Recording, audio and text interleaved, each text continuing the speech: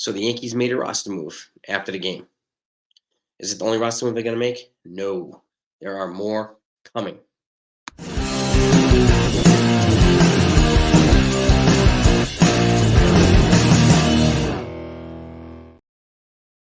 So let's do a quick recap of the game today. They dropped the game. It was a 12-6 against the Boston Red Sox. I'm going to put the box score up here. But, of course, for some reason online, it only shows the at-bats. It doesn't show the offensive hits,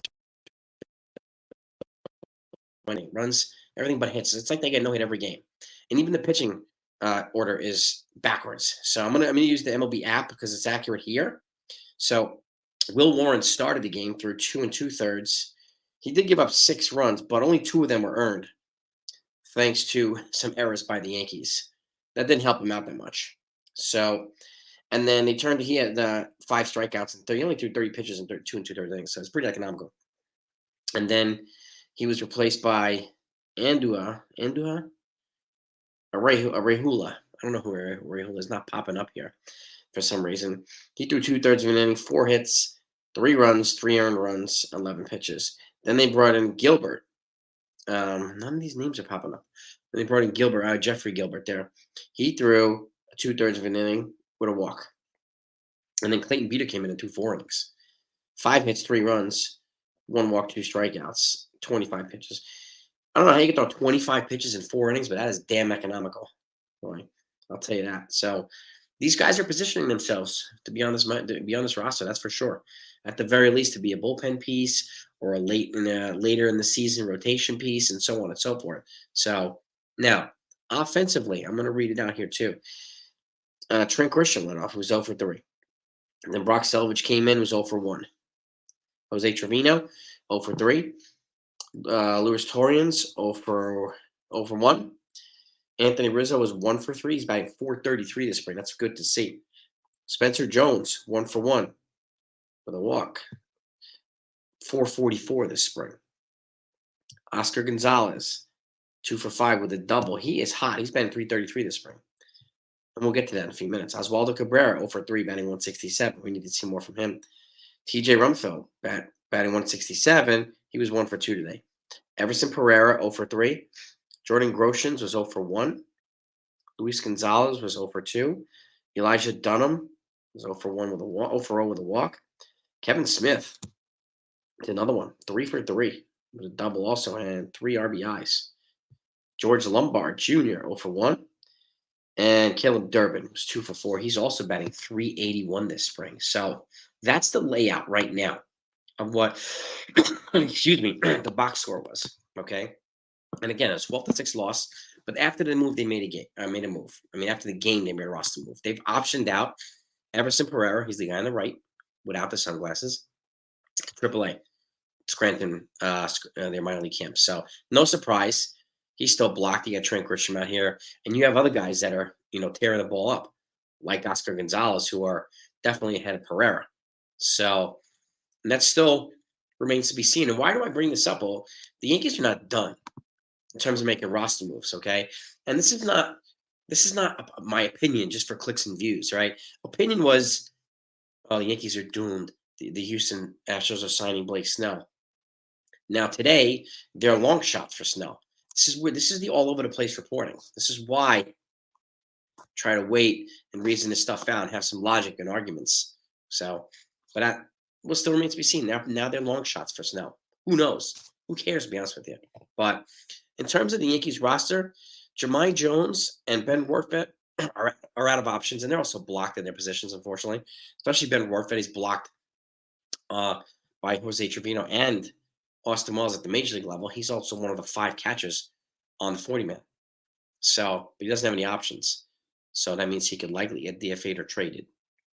If he gets DFA'd, they'll probably put him on waivers. If he clears waivers, maybe they'll bring him back on a minor league deal, in which case he would not be on the 40-man. So there's a couple of guys like Nick Ramirez and Ron Marinaccio, relievers who could be replaced by other relievers that they brought in. They could be traded as well in minor moves to clear up another 40-man roster spot. Okay. And Clayton Andrews is another guy who can be DFA'd too. So, and again, we're not even mentioning Garrett Cole. He's very likely going to go on the 60-day IL as a procedural move, so he'll be off the 40-man too. Anytime they put a player on a 60-man, you're automatically off the 40-man. So this goes to show you right now, the option of Pereira, there's still some guys that need to be moved. Okay, so the roster's not done yet. They need 2 bench pieces they have to figure out. I mean, right now, it looks like Oscar Gonzalez and Kevin Smith look like good candidates. We'll see. I don't know. No idea. Okay. The last 1 or 2 pieces in the bullpen, it looks like they're still trying to finalize those things too. And maybe they'll add another pitcher to replace Gerrit Cole for a couple months. We have no idea. Michael Lorenzen's name has been mentioned. Some other folks have been mentioned, but no idea. But I can tell you is that when I get news, you'll get it. So see that thing on the top, subs and likes, hit that sub button, hit that like button before you leave. If you haven't done that yet, I greatly appreciate it. I will make sure that you get everything as it pertains to the Yankees, okay, in a timely fashion. So it's my way of saying thank you. But this is what I'm talking about. The roster is there's still some tinkering they need to do. And not every move is going to be sexy. Not every move needs to be sexy. You know, like they didn't have a chance to sign Blake Snell twice. Blake Snell had a chance twice to sign with the Yankees. They're the ones that made the move. They asked him out on a date, and he said no. He said no. So what's the point of going back to him a third time? I know some people are still saying, "Woody Cashman, what are you doing? What are you doing? Get Snell already." Well, they tried twice already, and he said no. An opinion to me would be doing it just because the Orioles got Burns, just because the Padres got Cease. Wouldn't even play the Padres. I don't think so. Orioles, sure, but that's not enough to trade Spencer Jones and Jason Dominguez or Chase Hampton for Dylan Cease. No way. So I think they're going to roll what they have unless they bring in somebody like a Mike Lorenzen as a stopgap piece or something like that, even though he's looking for a 2-year deal. That still remains to be seen. But this is the type of stuff, right? Mariachi can be moved. Nick Ramirez can be moved. Unfortunately, now they're expendable pieces in the bullpen. They have other guys who could replace them. And I could see these guys being moved potentially for a bench piece. Because they still haven't. There's 2 guys on the bench right now. I think Trent Grisham and whoever's not the starting catcher. And it's going to be 2 other spots. So it could be Donovan Solano. We don't know. People talked about him. They apparently expressed interest, so we'll see. J.D. Davis signed with the Oakland A's, so he's no longer an option. So congratulations to him. He's going to go play in the middle of nowhere, and he'll mentor some young kids. So that's good. So we don't know yet. But when I say the Yankees are not done, I mean the Yankees are not done. This is not opinion. This is just math. Okay? So make sure you stay tuned, gang. And this is the type of stuff that I think this is why I mention these little things and not flashy moves and all that stuff, because these little things add up. Clay Holmes was a little move, is an unpopular move. Ian Hamilton was an unpopular move, was an unheralded move. These guys turned out to be good for the Yankees. So more of them, I think, are going to come. So stay tuned, gang. Okay, but that's the Yankees roster move today. Still roster moves coming. That's the box score. Yankees Red Sox. Unfortunately, the Red Sox won, but it's okay. Spring training. And again, the defense did Will Warren dirty today. Clayton Beeter. And again, I say this. I keep saying this. Clayton Beeter looks to be one step ahead of Will Warren right now, which is why if somebody was going to come north of the team, to me, it would be Beeter, not Warren. And I understand they want to say maybe get an extra year service time so you keep him down till May 15th. But I think Warren has a couple of technical things to work on, whereas Beaters might be half a step ahead. But that's just my opinion. I think he's going to project well in the bullpen.